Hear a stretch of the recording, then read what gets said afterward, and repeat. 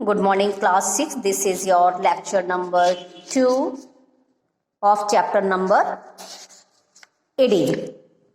Importance of mountains. Mountains जो है आपके बहुत इंपॉर्टेंट होते हैं और हम उन्हें एक इम्पॉर्टेंट नेचुरल रिसोर्स मानते हैं।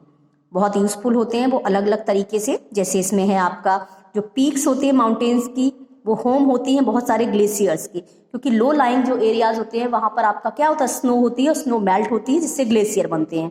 और यही जो ग्लेशियर होते हैं वो बहुत सारी पेरिनियल जो रिवर होती हैं उनको पानी प्रोवाइड कराती हैं। डैम्स जो हैं वो बनाए जाते हैं इन्हीं रिवर्स पर और उनके पानी का इस्तेमाल किया जाता है इरिगेशन के लिए और आपका हाइड्रो इलेक्ट्रिसिटी को जनरेट करने के लिए। अगर बात करें रिवर वैली की तो जेंटल जो स्लोप, हल्का वैली में जो जेंटल स्लोप होता है, जो ढलाव होता है माउंटेन का, वो यूटिलाइज किए जाते हैं आपके कल्टीवेशन के लिए यानी एग्रीकल्चर के लिए।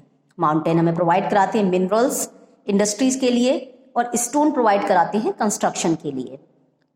माउंटेन स्लोप्स जो है वो कवर्ड होते हैं डेंस फॉरेस्ट से और ये होम होते हैं बहुत सारे वेराइटी ऑफ वाइल्ड लाइफ, इसमें बहुत सारे एनिमल्स रहते हैं और ये प्रोवाइड कराते हैं टिम्बर, लकड़ी, चारा और मेडिकल हर्ब्स प्रोवाइड कराते हैं, गम, गोंद देते हैं, रेजिन।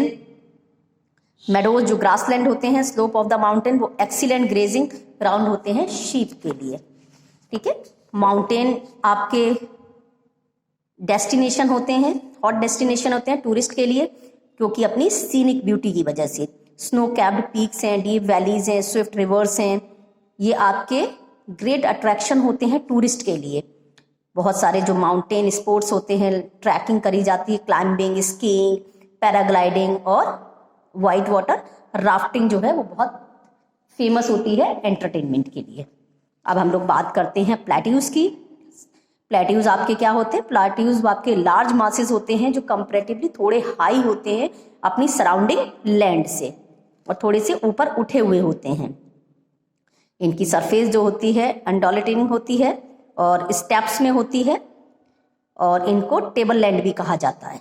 अपने फॉर्मेशन के बेस पर प्लेट्यूज जो हैं वो क्लासीफाई किए जाते हैं 3 टाइप्स में: टेक्टोनिक प्लेट्यू, रेजिडुअल प्लेट्यू और वॉल्केनिक प्लेट्यू।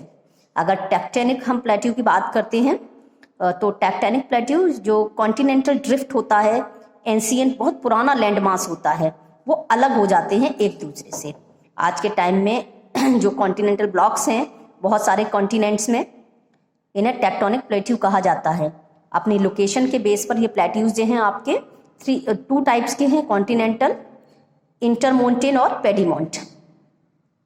कॉन्टिनेंटल प्लेट्यूज की अगर बात करते हैं, ये प्लेट्यूज राइज हो जाते हैं, ऊपर की तरफ उठ जाते हैं अपनी साथ वाली जमीन से और या सी से। जो नीचे लो लैंड होती है या सी के पास की जमीन होती है वो थोड़ी ऊपर उठ जाती है। जैसे छोटा नागपुर प्लेट्यू है, प्लेट्यू ऑफ साउथ अफ्रीका है और प्लेट्यू ऑफ वेस्टर्न ऑस्ट्रेलिया है, ये आपके कॉन्टिनेंटल प्लेट्यूज के एग्जाम्पल होते हैं। इसके बाद आती है आपकी इंटरमोंटेन प्लेट्यू। ये जो प्लेट्यूज हैं वो आपके फॉर्म्ड होते हैं जब फोल्ड माउंटेन बनते हैं तब, कंपैरेटिवली लोअर एरियाज में। ठीक है, ये आपके क्या जाते हैं, ऊपर की तरफ उठ जाते हैं। ये प्लेट्यूज जो हैं एनक्लोज होते हैं माउंटेन रेंजेस से। ठीक है, और इसीलिए इन्हें इंटर माउंटेन प्लेट्यू कहा जाता है। World's highest and the most extensive plateau है तिब्बत प्लेट्यू, जो कि आपकी हिमालय साउथ में, हिमालय में, और कुनलुन माउंटेन नॉर्थ में। Plateau of Iran and Bolivian plateau and the great basin in USA, ये गुड एग्जाम्पल है आपके इंटरमाउंटेन प्लेट्यू के।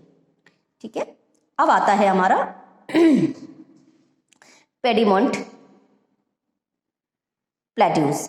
ये प्लेट्यू जो होते हैं वो तब बनते हैं, ये आपके फुट ऑफ द माउंटेन पर बनते हैं।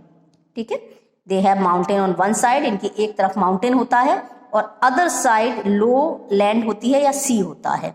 ठीक है, और इसी प्लेट्यूज ऑफ पेंटागोनिया अर्जेंटीना में इसी टाइप का प्लेट्यू है। अब बात करते हैं रेजिडुअल प्लेट्यू की। ओल्ड फोल्ड और ब्लॉक माउंटेन जो होते हैं वो टूटते रहते हैं, लगातार इरोजन उनका होता रहता है और इसकी वजह से फिर वो किस में बदल जाते हैं, आपके प्लेट्यू में बदल जाते हैं।